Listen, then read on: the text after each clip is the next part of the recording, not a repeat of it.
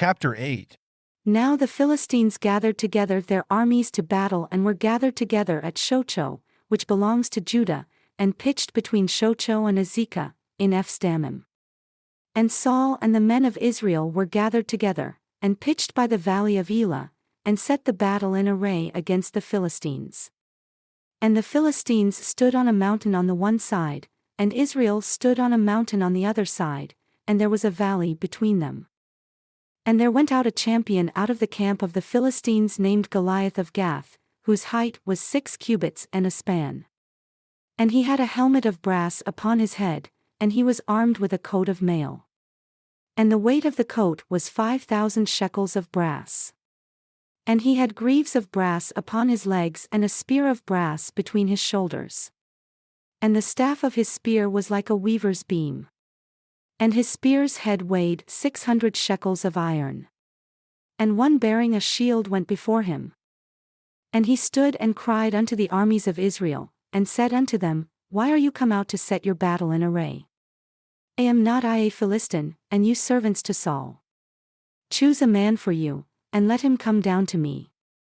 If he is able to fight with me and to kill me, then we will be your servants. But if I prevail against him and kill him, then shall you be our servants and serve us.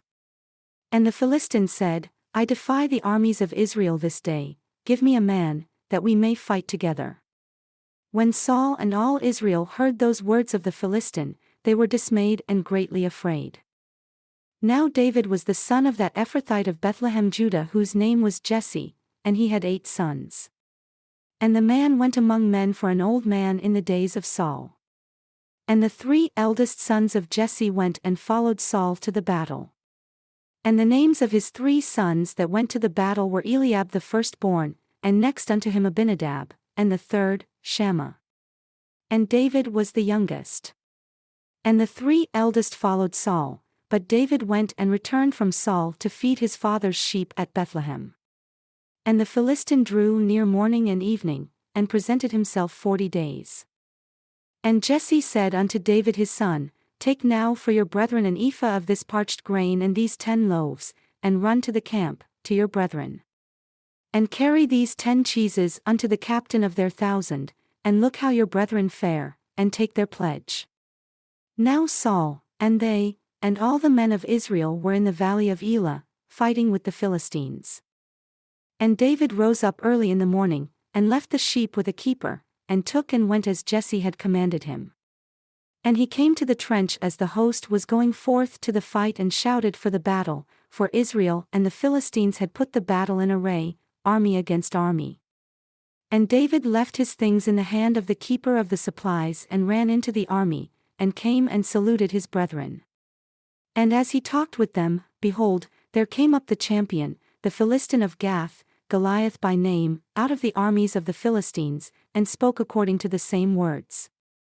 And David heard them. And all the men of Israel, when they saw the man, fled from him and were sorely afraid. And the men of Israel said, Have you seen this man that has come up?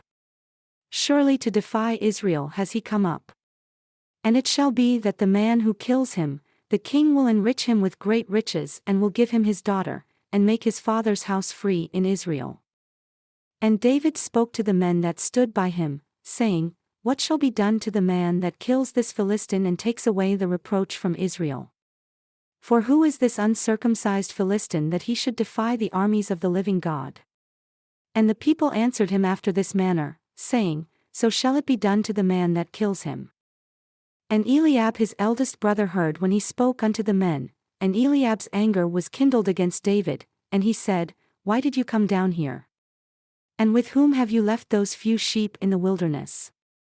I know your pride and the wickedness of your heart, for you have come down that you might see the battle.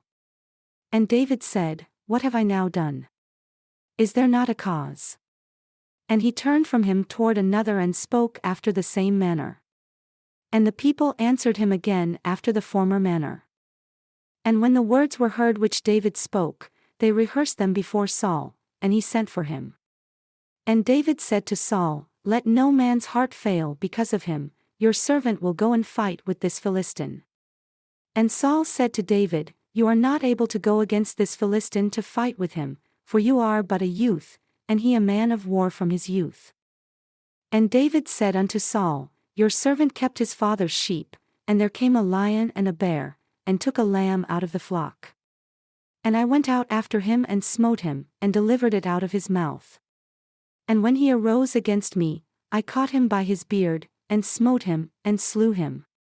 Your servant slew both the lion and the bear, and this uncircumcised Philistine shall be as one of them, seeing he has defied the armies of the living God." David said moreover, "The Lord that delivered me out of the paw of the lion, and out of the paw of the bear, he will deliver me out of the hand of this Philistine." And Saul said unto David, "Go, and the Lord be with you." And Saul armed David with his armor, and he put a helmet of brass upon his head. Also, he armed him with a coat of mail, and David girded his sword upon his armor, and he attempted to go, for he had not proved it. And David said unto Saul, "I cannot go with these, for I have not proved them." And David put them off him. And he took his staff in his hand, and chose him 5 smooth stones out of the brook, and put them in a shepherd's bag which he had, even in a scrip. And his sling was in his hand, and he drew near to the Philistine. And the Philistine came on and drew near unto David, and the man that bore the shield went before him. And when the Philistine looked about and saw David, he disdained him, for he was but a youth, and ruddy, and of a fair countenance. And the Philistine said unto David, "Am I a dog that you come to me with staves?" And the Philistine cursed David by his gods. And the Philistine said to David, "Come to me, and I will give your flesh unto the fowls of the air and to the beasts of the field."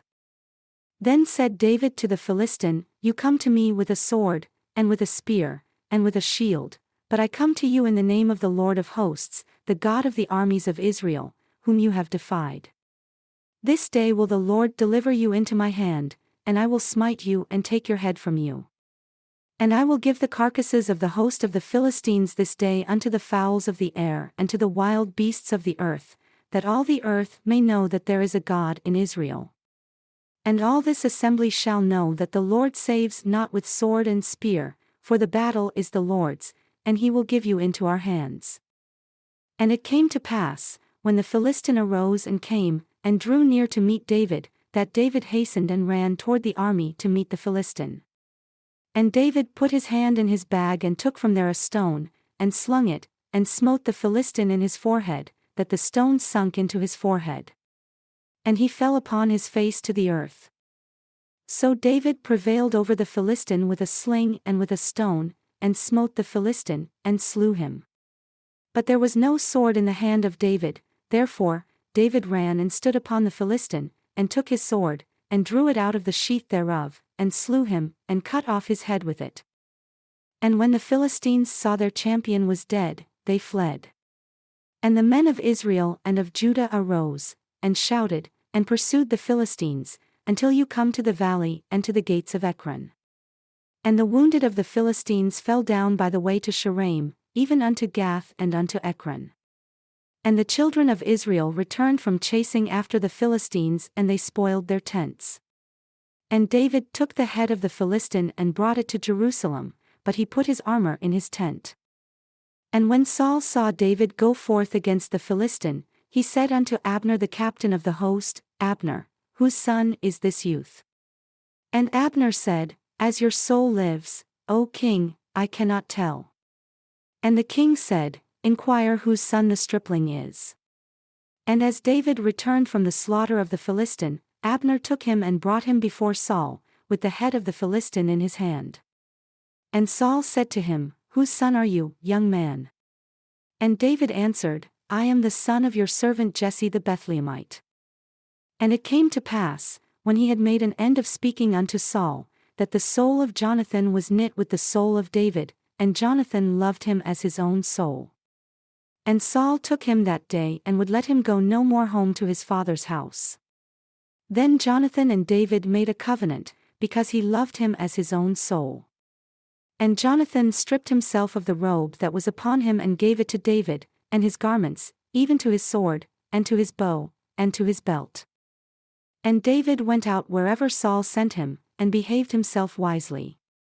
And Saul set him over the men of war, and he was accepted in the sight of all the people, and also in the sight of Saul's servants. And it came to pass as they came, when David was returned from the slaughter of the Philistine, that the women came out of all cities of Israel, singing and dancing to meet King Saul with tambourines, with joy, and with instruments of music. And the women answered one another as they played, and said, Saul has slain his thousands, and David his 10,000s. And Saul was very angry, and the saying displeased him. And he said, They have ascribed unto David 10,000s, and to me they have ascribed but thousands. And what can he have more but the kingdom? And Saul eyed David from that day and forward. And it came to pass on the next day, that the evil spirit which was not of God came upon Saul, and he prophesied in the midst of the house. And David played with his hand as at other times. And there was a javelin in Saul's hand, and Saul cast the javelin, for he said, I will smite David even to the wall with it. And David escaped out of his presence twice. And Saul was afraid of David, because the Lord was with him and was departed from Saul. Therefore, Saul removed him from him, and made him his captain over 1,000, and he went out and came in before the people. And David behaved himself wisely in all his ways, and the Lord was with him. Wherefore, when Saul saw that he behaved himself very wisely, he was afraid of him. But all Israel and Judah loved David because he went out and came in before them. And Saul said to David, Behold, my elder daughter Merab, her will I give you to wife, only be valiant for me and fight the Lord's battles. For Saul said, Let not my hand be upon him, but let the hand of the Philistines be upon him. And David said unto Saul, Who am I? And what is my life, or my father's family in Israel, that I should be son-in-law to the king? But it came to pass at the time when Merab, Saul's daughter, should have been given to David, that she was given unto Adriel the Meholathite to wife. And Michal, Saul's daughter, loved David. And they told Saul, and the thing pleased him. And Saul said, I will give him her, that she may be a snare to him, and that the hand of the Philistines may be against him. Wherefore, Saul said to David, You shall this day be my son-in-law in the one of the two. And Saul commanded his servants, saying, Speak with David secretly and say, Behold, the king has delight in you, and all his servants love you, now therefore be the king's son-in-law. And Saul's servants spoke those words in the ears of David. And David said, Does it seem to you a light thing to be a king's son-in-law, seeing that I am a poor man and lightly esteemed? And the servants of Saul told him, saying, On this manner spoke David. And Saul said, Thus shall you say to David, The king desires not any dowry but 100 foreskins of the Philistines to be avenged of the king's enemies. But Saul intended to make David fall by the hand of the Philistines. And when his servants told David these words, it pleased David well to be the king's son-in-law, and the days were not expired. Wherefore, David arose and went, he and his men, and slew of the Philistines 200 men. And David brought their foreskins, and they gave them in full number to the king, that he might be the king's son-in-law. And Saul gave him Michal his daughter to wife.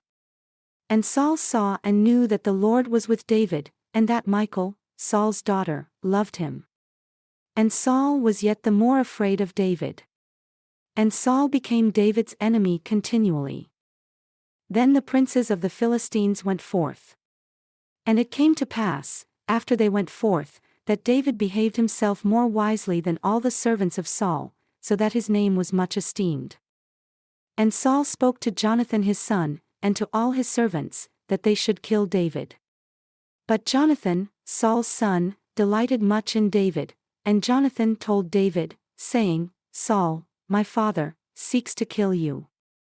Now therefore, I pray you, take heed to yourself until the morning, and abide in a secret place, and hide yourself.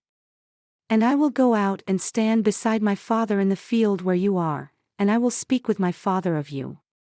And what I see, that I will tell you.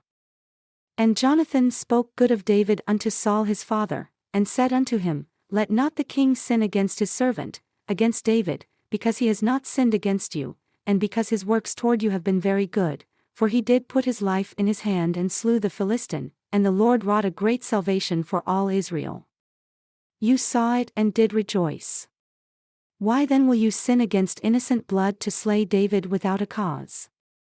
And Saul listened unto the voice of Jonathan, and Saul swore, As the Lord lives, he shall not be slain. And Jonathan called David, and Jonathan showed him all those things. And Jonathan brought David to Saul, and he was in his presence as in times past.